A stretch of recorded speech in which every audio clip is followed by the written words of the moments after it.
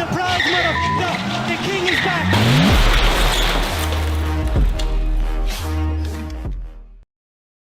안녕하세요, 팔구브로스입니다. 자동차와 모터스포츠를 좋아하고 특히나 포르쉐를 좋아하시는 분들이라면 꼭 가봐야 하는 전시회 포르쉐 이코넨, 심지어 포르쉐 차키를 가져간다면 입장료를 낼 필요도 없이 동반 3인까지 무료 입장이 가능한데, 참고로 이 키는 제 키가 아니. 여튼 전시회에 방문을 하면 정말 수많은 사람들을 볼 수 있을 정도로 와, 포르쉐를 좋아하는 사람들이 이렇게 많나? 라는 생각이 드는데, 그래서 이번 영상에서는 내가 꿈꾸던 차를 찾을 수 없어서 직접 만들기로 결심했다는 포르쉐의 창립자 페리 포르쉐의 말처럼 포르쉐의 헤리티지가 온전히 느껴지는 포르쉐 이코넨 속 꼭 봐야 할 차량들에 대해 지금 시작하겠습니다.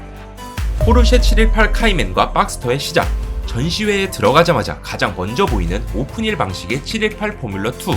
이 차량은 550 스파이더의 후속작 718 RKS에서 사용된 셰시를 바탕으로 제작된 차량인데, 특히 718 RKS 같은 경우에는 1950년대 말부터 르망, 니르부르크링, 스파, 타르가 플로리오 등 이미 여러 유명 대회에서 우수한 성적을 냈기에 포르쉐는 페라리나 다른 자동차 제조사들처럼 포뮬러2에 참가할 자격이 생기게 되었습니다. 하지만 718 포뮬러2의 시작은 그리 낭만적이지 않았는데, 그 이유는 당시 포르쉐의 CEO였던 페리 포르쉐가 1인승 경주에 대한 생각이 전혀 없었고, 이에 포르쉐 레이싱 디렉터인 프리츠 슈케 폰 한슈타인이 간신히 설득하면서 포르쉐가 포뮬러에 참가하게 된 것이기 때문이죠. 그렇게 우여곡절 끝에 만들어진 718 포뮬러2는 어쨌든 포르쉐가 직접 설계하고 제작한 포르쉐 최초의 오픈형 1인승 모델이 되었고, 결국 이 차량으로 1960년 포르쉐는 포뮬러2에서 우승을 차지하며 718이라는 승리의 이름을 갖게 된 것입니다. 물론 현재는 포르쉐가 F1에 참가하지는 않지만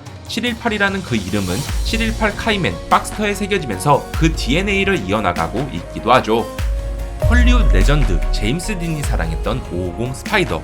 온갖 펜으로 한번 쓱 그어서 공기의 흐름을 표현한 듯한 550 스파이더는 작년에 나왔다고 해도 믿어질 정도로 현대적인 디자인을 지니고 있지만, 지금으로부터 딱 70년 전인 1953년에 만들어진 차량입니다. 심지어 여기서 더 대박인 것은 바디를 경량 알루미늄으로 제작해 차량의 이름처럼 공차 중량이 고작 550kg밖에 나가지 않는다는 사실인데, 물론 태생 자체가 레이싱을 기반으로 설계된 차량인 만큼 포르쉐는 이 차량으로 총 370개의 대회에서 95번의 우승을 차지했을 정도로 여러 대회에서 좋은 성적을 내기도 했죠. 하지만 단 90대만 생산이 되었기에 당시에도 큰 금액인 6,800달러라는 엄청난 금액으로 출고가 되었고, 최근에는 약 380만 파운드, 490만 달러, 하나로는 약 60억 원이 넘는 금액에 거래가 되었다고 하네요. 여담으로 90대 중 한 대는 헐리우드의 반항아 대명사 배우 제임스 딘이 소유했었는데, 불행하게도 제임스 딘은 550 스파이더를 몰다가 교통사고로 젊은 나이에 세상을 뜨게 되었고, 완전히 전손된 차량에서 살아남은 엔진과 여러 부품들은 해체가 되어 뿔뿔이 흩어지게 되었습니다. 하지만 이때 부품을 회수하던 중 작업자는 다리에 골절상을 입게 되었고, 따로 분리된 엔진과 서스펜션은 아마추어 레이서에게 팔려나가 경주에 참가하게 되지만, 불행하게도 경기 도중 나무에 충돌하며 현장에서 드라이버가 사망하는 일이 생기게 되었죠. 이 외에도 차량을 전시하거나 운반할 때 여러 사건 사고들이 생기면서 한켠에서는 일찍이 운명을 하게 된 제임스 딘과 550 스파이더의 저주라고 하기도 하는데, 이는 전시 홍보 차원으로 신비로움을 살리기 위해 조작된 것이라고 하는 등 여러 썰이 있기에 패스하도록 하겠습니다. 어쨌든 DDP에 전시된 550 스파이더와는 전혀 관련이 없으니 여러분들은 그저 마음 편히 관람하시면 될 것 같네요. 전시회에서 가장 힙했던 포르쉐 917 핑크피그. 1970년과 1971년 르망 24시 내구 레이스에서 포르쉐에게 처음으로 종합 우승을 안겨준 포르쉐 917은 르망 프로토타입의 기원이라 할 정도로 모터스포츠와 포르쉐에서 기념비적인 모델이라 할 수가 있습니다. 당연히 포르쉐 역시도 917 모델 하나만으로 수십 가지의 타입을 만들 만큼 꽤나 진심이었는데, 예를 들어 니르부르크링처럼 잦은 코너가 있는 서킷에서는 더 많은 다운포스를 생성하기 위해 뒷부분이 짧은 쇼테일의 917K를, 반대로 6km의 긴 직선 구간이 있는 르망의 뮬산 스트레이트에서는 특별 제작된 롱테일의 917L을 선보이게 되었죠. 하지만 포르쉐 엔지니어들은 더 향상된 917을 만들어 르망 24시 외에도 지금은 사라져버린 캐남 챌린지컵에 참가하기 위해 917K와 917L의 장점만을 결합하면서 다양한 시도를 하게 되었고, 끝내는 프랑스의 디자인 회사 세라와 손도 잡게 되었습니다. 그리고 이때 제작된 차량이 바로 917 핑크 피그가 된 것이죠.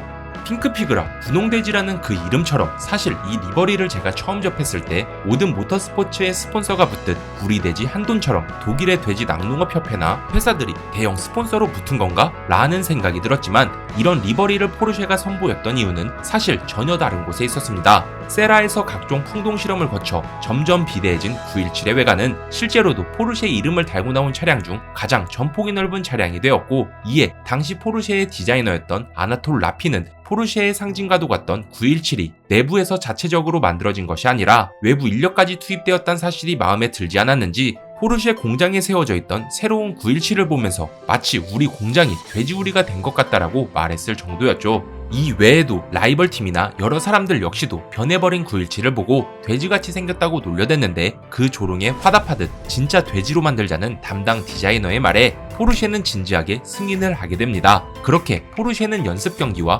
예선전에서 점선이가 있는 핑크색 917을 등장시켰고, 본 경기에서는 정말 적나라할 정도로 앞다리, 뒷다리, 뱃살 등을 나타내는 데칼을 붙이게 된 것이죠. 사실 놀려댄 사람들이 많았기에 정확히 누가 시작해서 포르쉐가 이런 대처를 하게 되었는지는 아직도 의견이 갈리긴 하지만 어쨌든 중요한 점은 돼지 같았다는 점입니다. 그리고 핑크피그를 자세히 보면 어릴 때 즐겨보던 달려라 부메랑에서 나오는 오호기, 춤추는 인형과 같은 모습이 여튼 핑크피그는 1970년대 차량이긴 하지만 4900cc의 자연흡기 12기통 엔진이 장착되어 600마력의 힘으로 최고 속도는 시속 360km를 뽐내며 요즘 나온 하이퍼카들과도 견줄 수 있을 정도인데, 당시 대회 규정상 스포츠카로 등록되어야 참가가 가능했기에 저 좁디 좁은 실내에 운전석과 보조석을 설치하며 2개의 좌석을 만들었고, 좀 허접하긴 해도 뒷부분에 있는 저 빨간색 플라스틱 통을 트렁크로 사용하면서 자동차가 갖춰야 할 최소한의 조건을 갖추기도 했죠.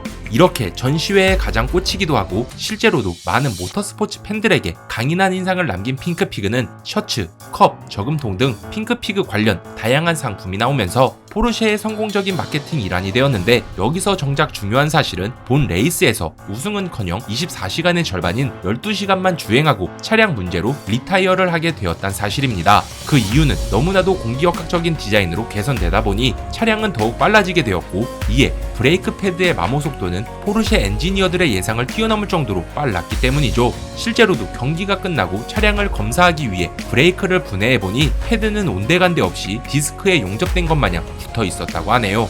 차량의 제원과 스펙 이런 것들은 어차피 우리가 살 수 없는 차량이라 굳이 설명을 하지 않고 빠르게 재미있는 비하인드 스토리만으로 포르쉐 이코넨 속 차량들을 한 편에 다 다뤄보려고 했지만, 아직도 908 스파이더, 959 다카르, 935 베이비, 911 GT1 등 몇몇 차량이 남았기 때문에 다음 영상에서 마저 다루며 이번 영상은 여기서 마치도록 하겠습니다. 사실 며칠 남지 않은 포르쉐 이코넨 전시이긴 하지만 데이트 장소로 생각하는 구독자분들도 계실 텐데, 제 영상으로 조금이나마 썸녀나 여자친구에게 도슨트 투어를 해주며 호감을 사게 되면 좋겠습니다. 다만 너무 아는 척을 해버리면 오히려 해가 될 수 있으니 센스껏 잘하리라 믿겠습니다.